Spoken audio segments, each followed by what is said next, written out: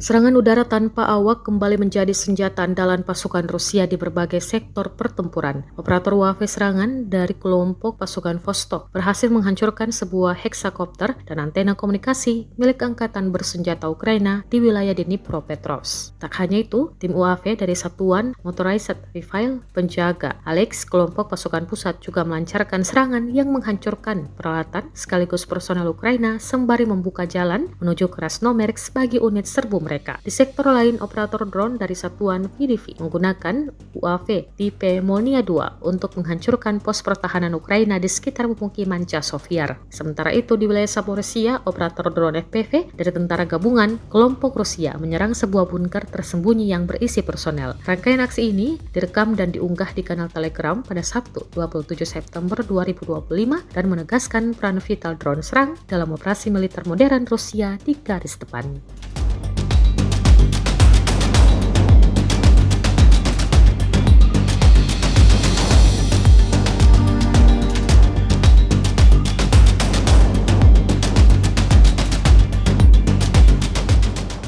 Download Tribun X sekarang, menghadirkan lokal menjadi Indonesia.